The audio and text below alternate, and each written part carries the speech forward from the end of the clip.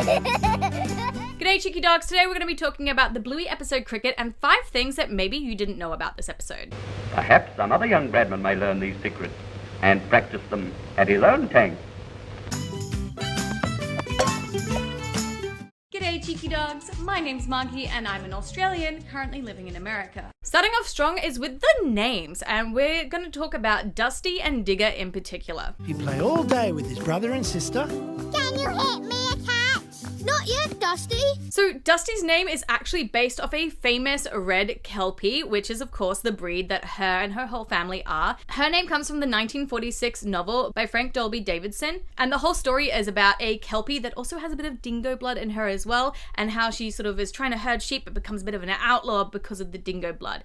And yes, guess what her name is? It's Dusty. I got it! And this actually ties in really well with Rusty's name, of course, as well. Yeah, Rusty! Rusty loved cricket. Rusty is actually the name of Joe Brum's childhood dog, and originally was going to be the main character for the show Bluey. Yeah, Rusty! But not to be outdone though, Digger also has a very special meaning as well. Rusty, you can bat if you want, but no one's got to go easy on you. Understand?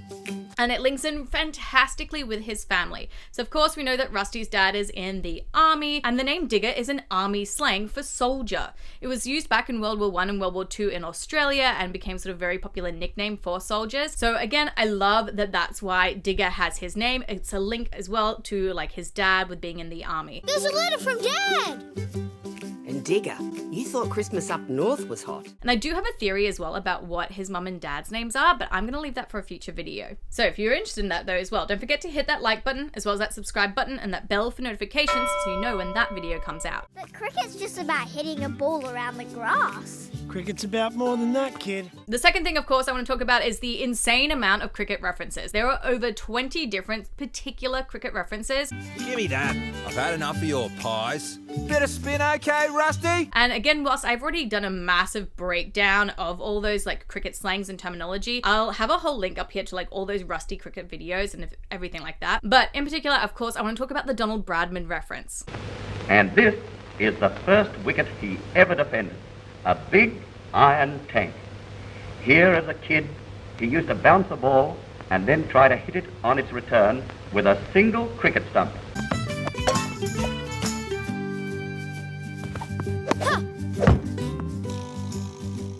Now, it's very famous that Donald Bradman learnt how to become like this great batsman by himself, and something he used to do all the time was hit the ball against his hot water tank at home. And we see that exact same scene happening with Rusty as well when he's learning how to do his square cut. And when they weren't around, he played by himself. And in case you didn't notice, even though he's not hitting it against a water tank, he's hitting it against like the wall next to it. His hot water tank though is in the actual scene, and that's a massive nod again to the Donald Bradman cricket reference. That was good motivation to work on your square cut. We have the square cut made just behind point, going across with your right foot. And really just putting it out there that like Rusty is the Donald Bradman of the Bluey universe, and he is of course going to become a very famous cricket player. Perhaps some other young Bradman may learn these secrets and practice them at his own tank. Man, this kid's good. Which of course then leads us into the third thing, and that is the fact that yeah, Rusty does become a famous cricket player.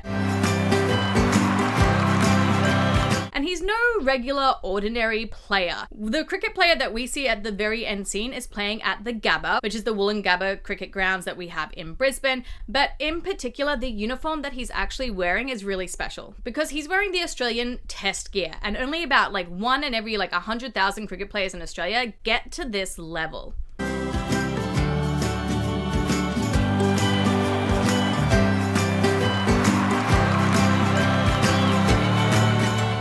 And because he's at the Gabba, that means that it's the first test of the summer. And because we also see him walking out by himself, it means he's not like the first 2 players, because usually they'll walk out by themselves. He's somewhere in the middle player, but this is most likely maybe his first game. And that's maybe why Bandit is giving us like the flashback story about it. Let me tell you about the time we tried to get Rusty out. It was some kid's birthday. I don't remember who. The fourth thing I want to talk about though, of course, is all the army references and like how it's interlinked well with this episode as well. So aside of course from the Digger name reference with Rusty's dad's son's name, Rusty's dad is also voiced by Anthony from The Wiggles, known as the Blue Wiggle. Wow, that was quick. Not that quick. Keep wiggling now. Ba-dum-bum-bum. But for those of you who don't know, Anthony Field also used to be in the army before he was in the Wiggles. So it's this nice kind of like 360 all coming together kind of thing with the voice actor and Bluey and the army. I wish I could be there to Bowl bowl a few at you, but I can't right now, mate. When we went on the road, we went to America. We were there 9 months a year for many years.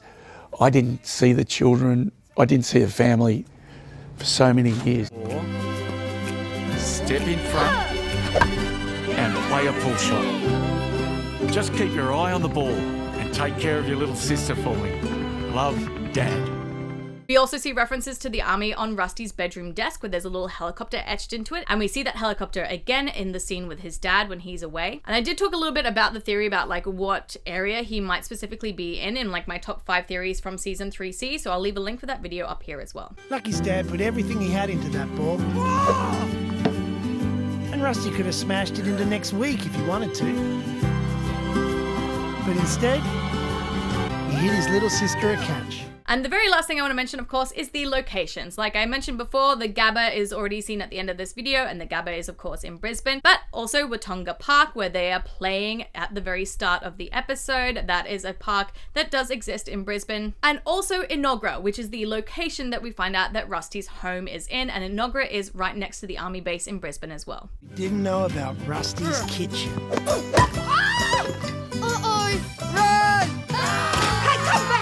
A lot of this really cool information came from the Behind Bluey podcast for this. So it is made by Ludo Studios. It's done by Joe Brum and a couple of different animators, as well as Geoff Bush occasionally for the music. But I did do a lot of breakdown videos all about it, which again, I'll have all linked up, down, somewhere around here, most likely down below in the pinned comments. Otherwise though, what were the fun facts that you really loved about the episode Cricket? Let me know in that comment section down below. And was it your favorite episode as well from Bluey season 3C?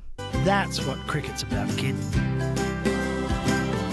Obviously, of course, we do have to give a shout out to Cricket because it is literally the #1 Bluey episode. It was voted #1 in the Bluey Fest Hottest 100, and it was also the #1 voted episode in every single state in Australia as well. So kudos to Cricket for that.